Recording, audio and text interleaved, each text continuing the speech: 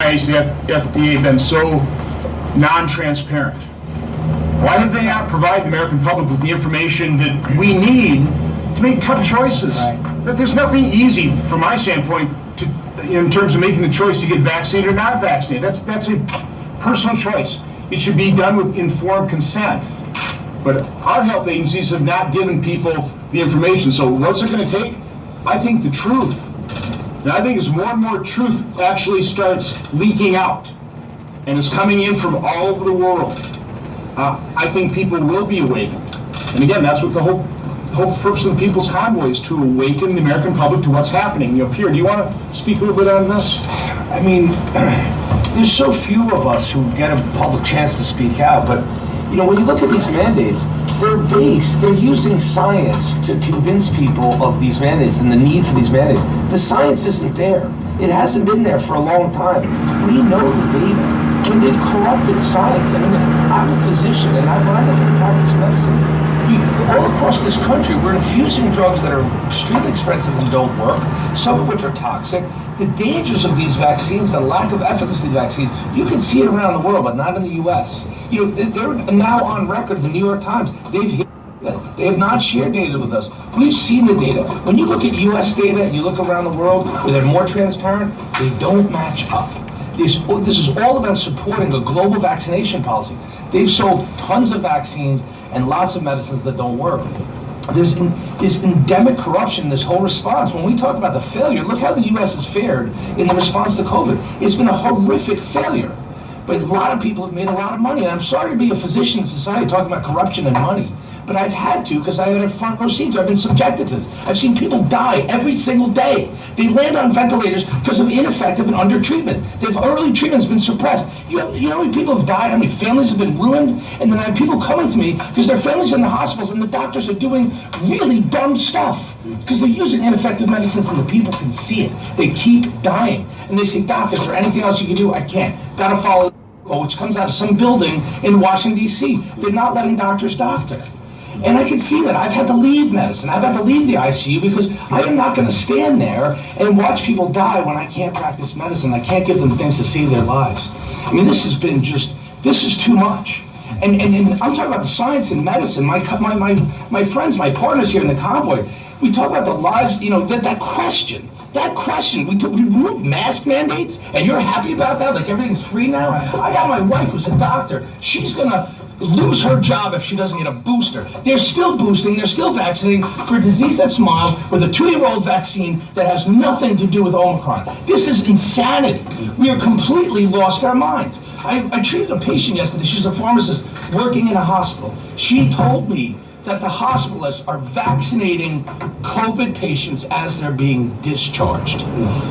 We've lost our minds. And the reason why we have done that is because nothing but unending propaganda and censorship. I don't know which of you guys are censoring the real truth and the real data, but it's happening. And when you do that to strange stuff happening. And I've had to sit there and I've had to watch an entire field of medicine doing really strange stuff, causing a lot of death. And I wanted to echo something that Senator Cruz said, and that's why again we come back to the trucker, why we owe the U.S. trucker and the Canadian trucker so much praise. The COVID response was so catastrophic. I can talk from the administration's point of view.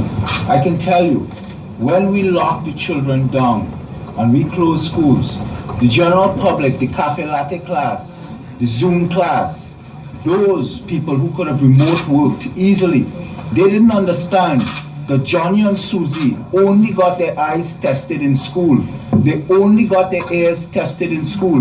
They didn't think that many children, millions of children in America, get their only meal in the school setting. Millions of American children went for months with no food. We had reports coming up from individual states, and President Trump knew.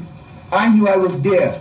That's when you saw him fighting on the podium and fighting Fauci and fighting Birx. He was fighting the CDC. What did we see? We had reports coming up from individual states with mothers and fathers presenting to individual emergency rooms with a limp child in their arm and telling the emergency doctor, "Listen, I've been a year with no income and he's beating me now and I am beating him." And sadly today, we beat the baby and we think we may have killed our child. How can you help us? That is what those lockdowns did. So when Senator Johnson says we catastrophically harmed, these truckers deserve serious praise because they are opening the eyes of the American people. Never again we allow these governments the emergency powers that they talk. That's it. Yes. And let me be clear right now, in case it hasn't been clear enough. The People's Convoy, the people of the convoy, we're not a truck driver. It's not I don't know whether the vaccine's good or bad. I just know that I deserve the choice to decide for myself. I know that there are professionals that can educate those to whether it's good or bad. I know that there are two sides to this. There are doctors that stand by it, and there's doctors that stand against it. The People's Convoy, we're not anti-vaxxers. We're just pro-choice.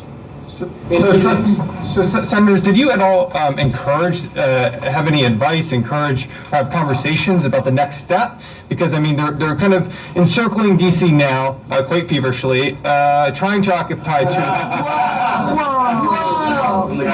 trying to occupy 2 lanes of traffic. Were there any conversations about what's next, the next steps? You know, I'm going to respond this way. One of the things COVID has done is it has revealed truth. And the truth has revealed that there are a lot of politicians who are petty tyrants.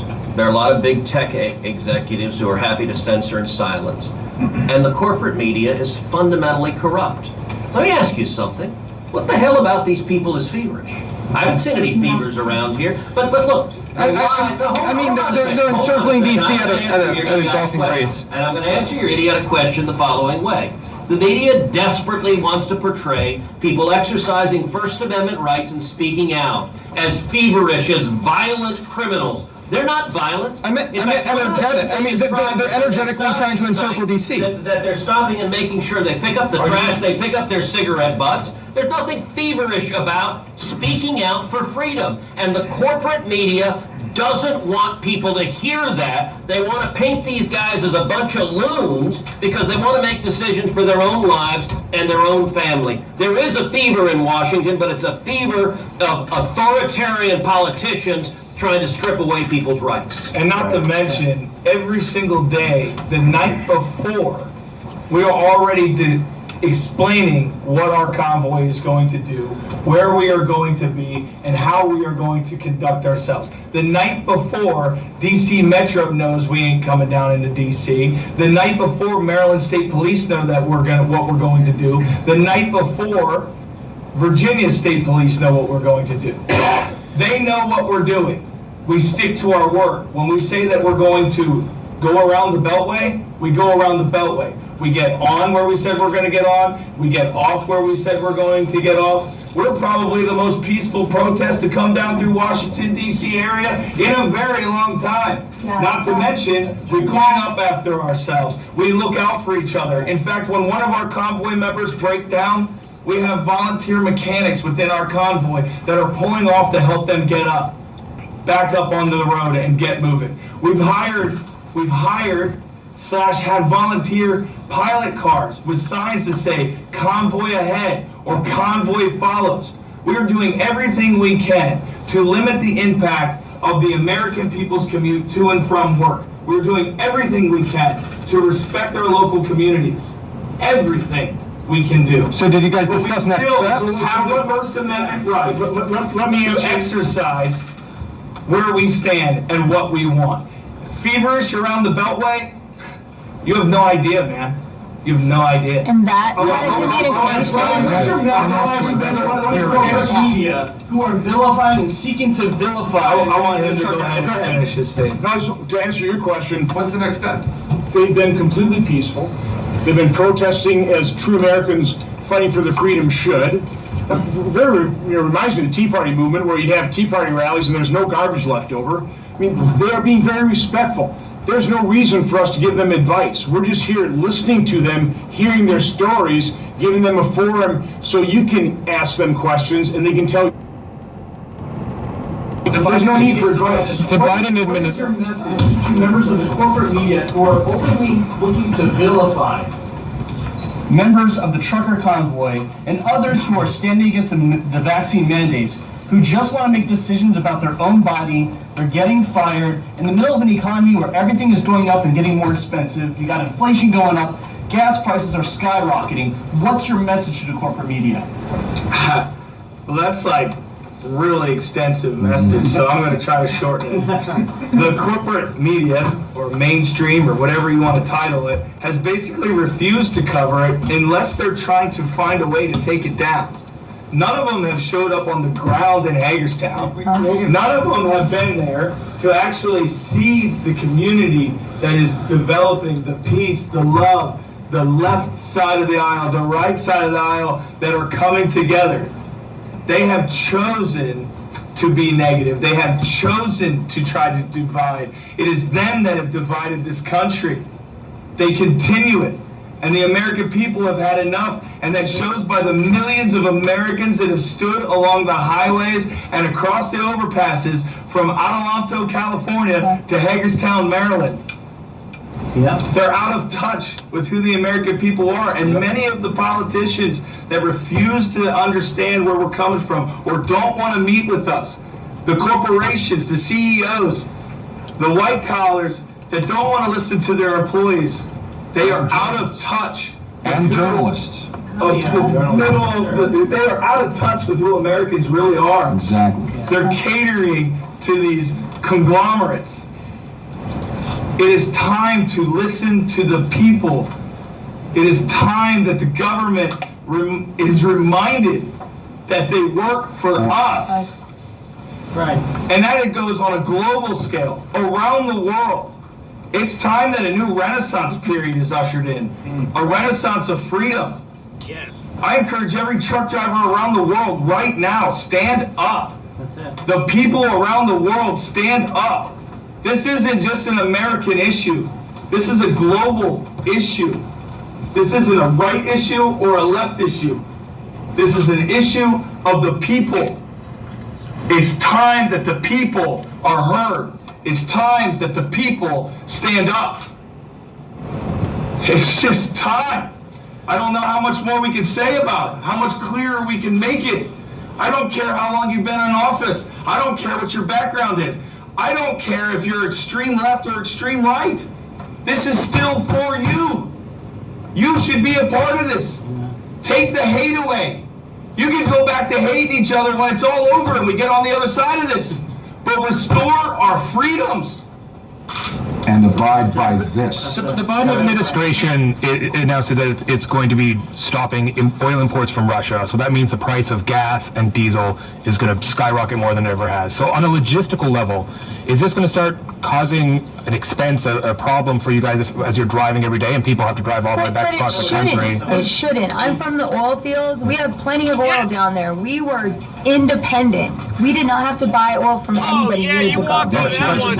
Increase production in the truckers. That changed on day one of this administration. Can I ask you a question, please? Excuse me, I'm tired of this. I'm so tired. He walked into that shit. Sir, laying quick on. question. You have a thing on it that says press. You know, this right here covers it, right? Our founding fathers, you have the freedom to believe what you want to believe. Okay? I'm not questioning your job. No, listen to me. Please listen. When is it at? Listen. I'm not questioning your job, what you think, what you feel.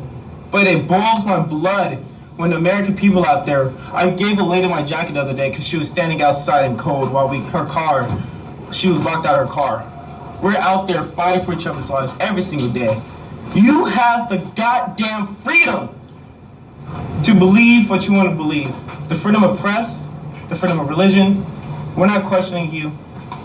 All I gotta just say is just give the American people a goddamn chance. Excuse my French to all the women in here, I'm so sorry. But that just, I'm so sorry. You keep saying what's next. Yeah. We are here until we end this menagerie of mandates and not laws. We are a country of, please let me finish. You spoke, I'm speaking. We are a country of laws, not mandates. Mandates are something that come in a smoke-filled room with your mafiosos sitting in there saying, this is what we are going to do. And when you guys wake up and deliver that message to the people and stop. That's the next steps. So let me, we should wrap up soon, but let me give these guys a chance to if either of y'all want to share anything. It sounded pretty aggressive here. Sorry. As you can tell, this is It's a lot of passion. this is coming out of passion and love for our country. This is coming out of the feelings that we felt rolling out of Adelanto all the way here. And there's convoys that came from other directions to join up with us as well. This is how passionate we feel about it. This is how it's affecting us individuals. This is how it's affecting our communities, our loved ones back home when we're on the road working. It's not an attack at you personally, sir. No. It's just that it has been an ongoing trend. I was out there, I get it. And I understand, and we respect that you have a job to do. I think many of the people that have been embedded with us know exactly where I stand with the media and how I feel. I respect you as a human being. I respect you as an individual, and I respect that you have a job to do. But it's also your responsibility as the press to report fairly and accurately and to get the full picture and understand before you put it out. I'm not saying that you as an individual are doing that, but the media around the country have been sowing dissent and divide on all topics, on all issues for many, many years now. And it's time that we get back to reality. Yes. And as though some people might have started directing at you, Sorry. there is no disrespect meant towards you as an individual. When does it end? I think this is a good time to wrap it up here. I think you heard the passion here. I think you heard what they're fighting for, and it's very simple. They're fighting for freedom, and they're going to continue to fight because a lot of them have served this country, as millions have. We're fighting for freedom. That's what this is all about. So thank you for attending. God bless all of you for your opportunity. You and everyone else here, what were you really hoping would come out of today, and do you feel like you've accomplished it?